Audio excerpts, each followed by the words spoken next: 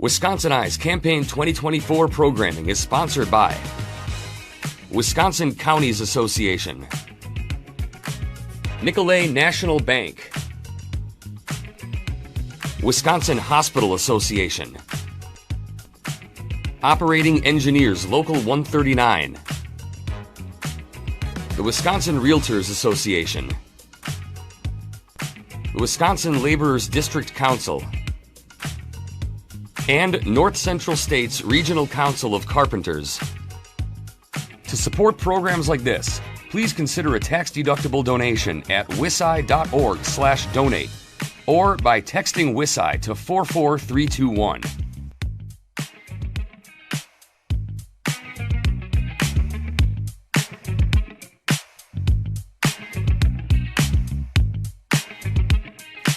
Representative Todd Novak from Dodgeville is the Republican incumbent candidate for the 51st Assembly District.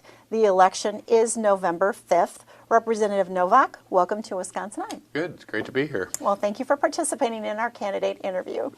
I'll start by asking you, what is your campaign's key message? Why are you running again for this office? I'm running on my accomplishments. I've been in office for 10 years, and I've done a tremendous amount of work, not only in the state of Wisconsin, for the state of Wisconsin, but also for my district. I am very constituent-oriented, district-oriented. I've helped all my counties with issues, gotten funding for different projects that they've done, and so I want to continue on that path that I'm on, representing the people I have in my district is the priority, and then the state of Wisconsin.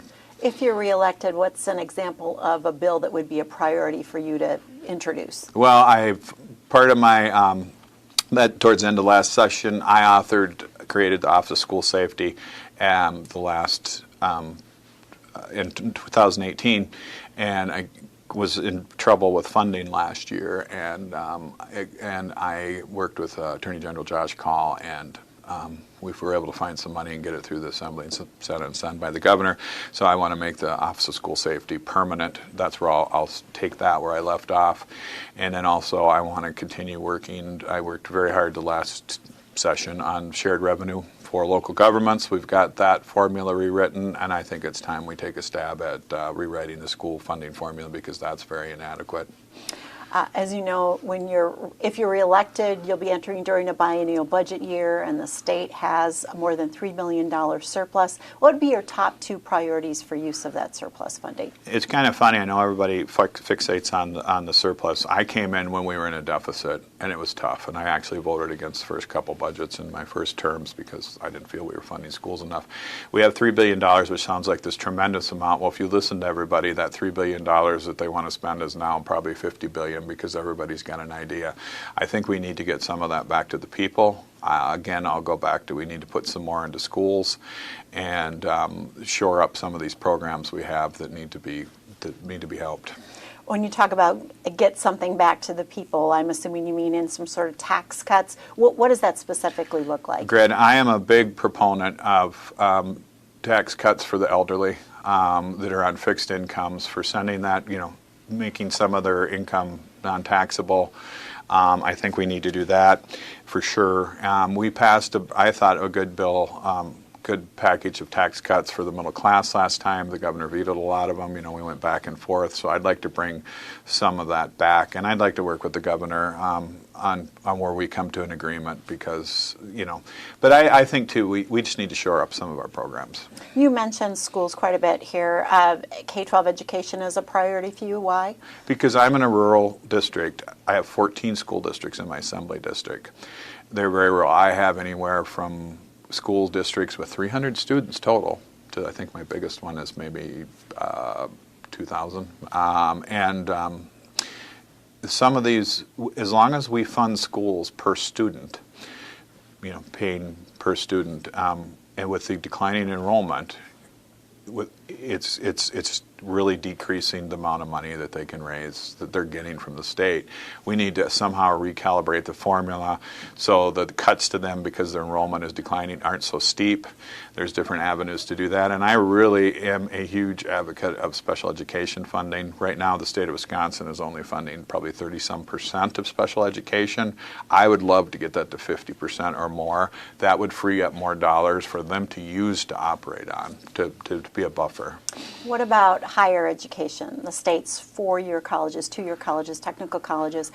What does the future of that system look like to you, and where should the legislature be focusing? Again, we're coming into a situation where we're seeing declining enrollment in our in our colleges, except for Madison, I believe.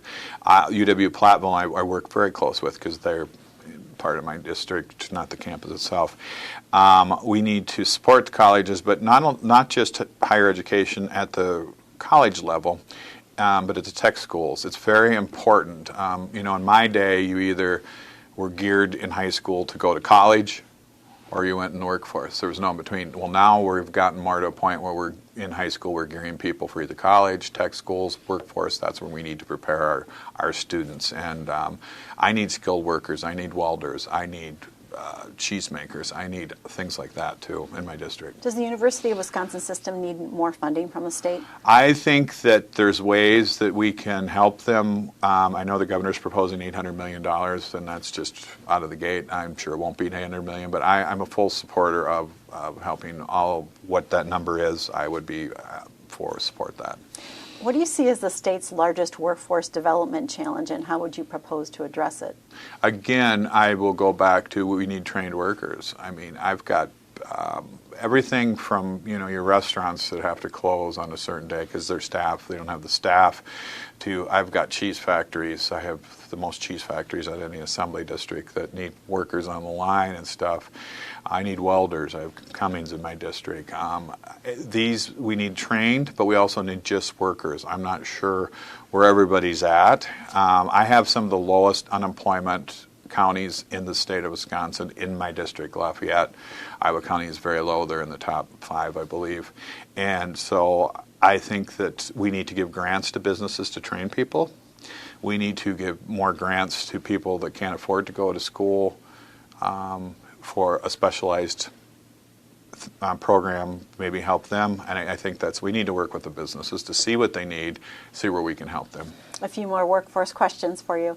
Investments in public and energy infrastructure grow our state's economy. This also provides an opportunity to invest in our state's workforce, but currently there are no requirements for hiring local workers. Would you support a state resident hiring requirement for state, local, and utility scale infrastructure investments?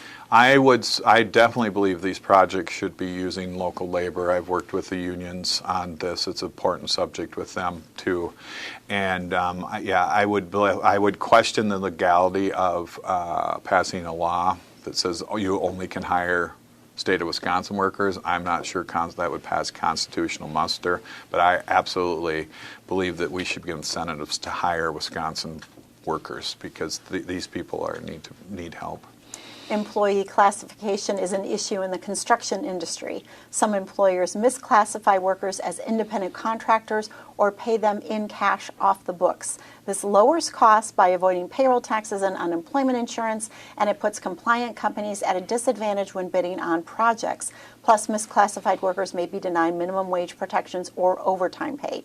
Are you aware of this issue, and what do you think should be done? Actually, paying cash is illegal. So if that's going on, it shouldn't be going on. And I'm not really aware of that issue. They should not be paying cash. They should be going through the system like they should be. And that protects the workers too. And I think that's really important. And I think that needs to be addressed if it's an issue. That's something personally that has not come to me where companies are saying this is what's going on.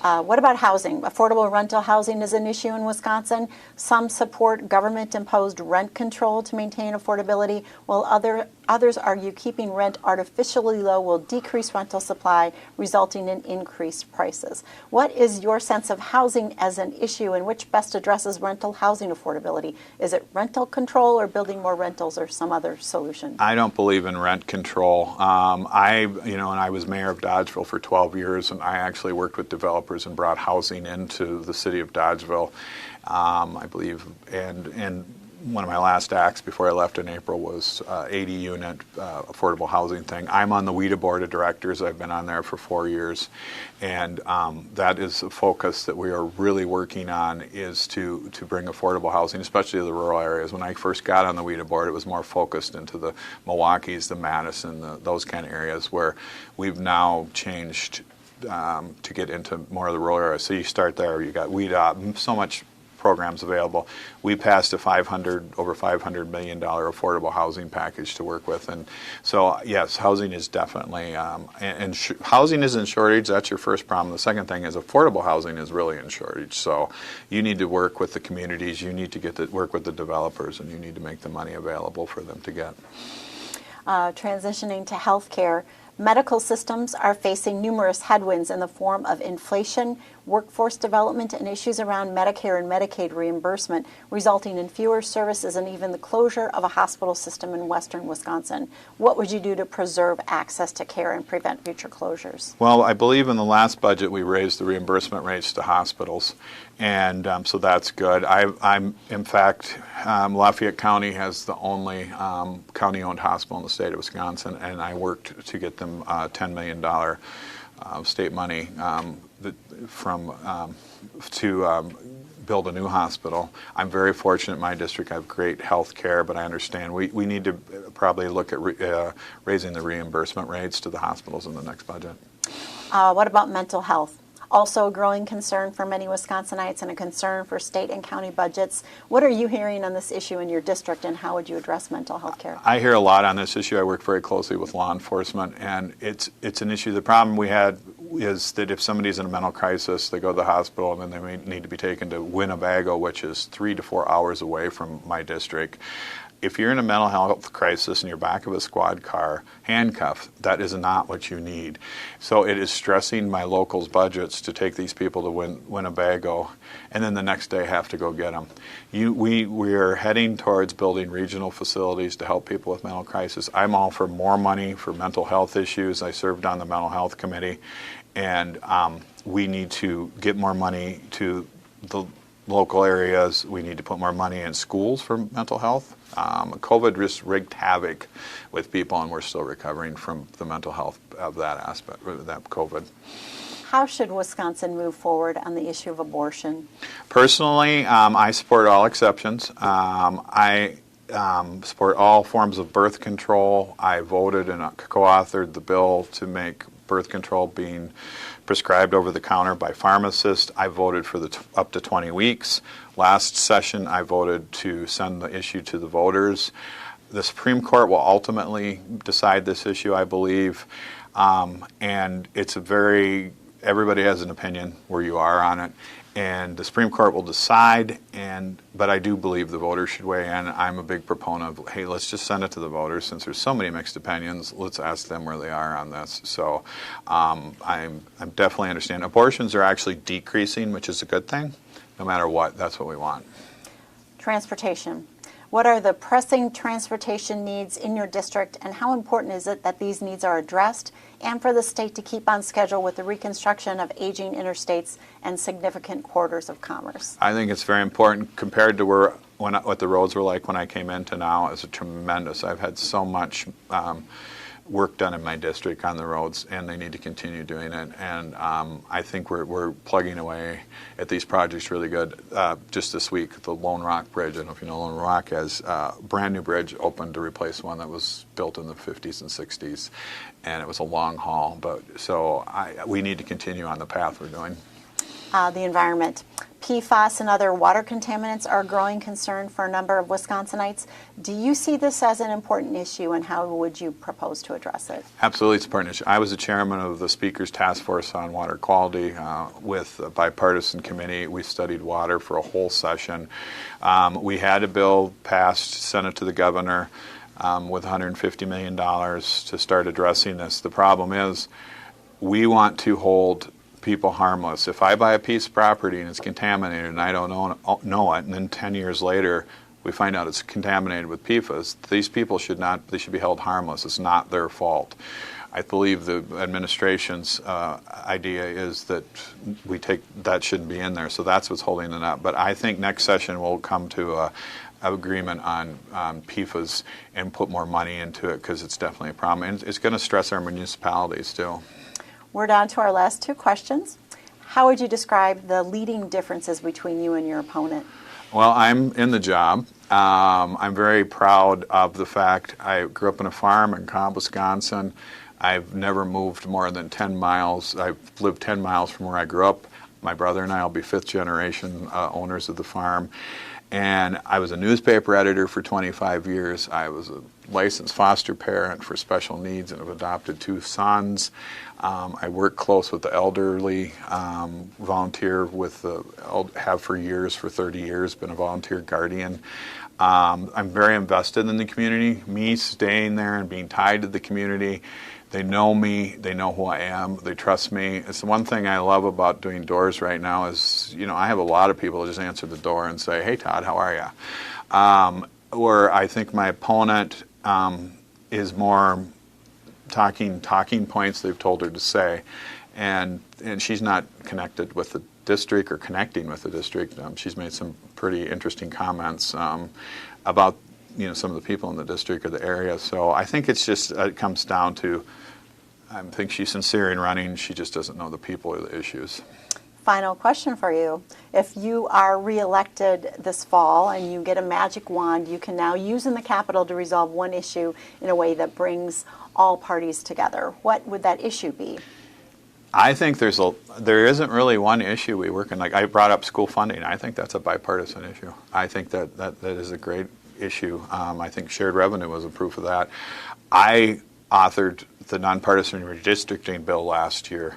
Granted, it wasn't bipartisan, but I got it to move in the assembly, and so we did great things on that. So I am a bipartisan person. I think if you ask anybody in the Capitol, Democrats or Republicans, I'm the one that they come to a lot to help them pass bills. So we aren't as polarized as what people think. We do work well together. I do, and I will continue on that. Well, thank you, Representative Todd Novak of Dodgeville, the Republican incumbent candidate for the 51st Assembly District. The election is November 5th. Representative Novak, thank you for talking with WisconsinEye. Thank you for having me. This programming is brought to you by our generous sponsors. Thank you for watching.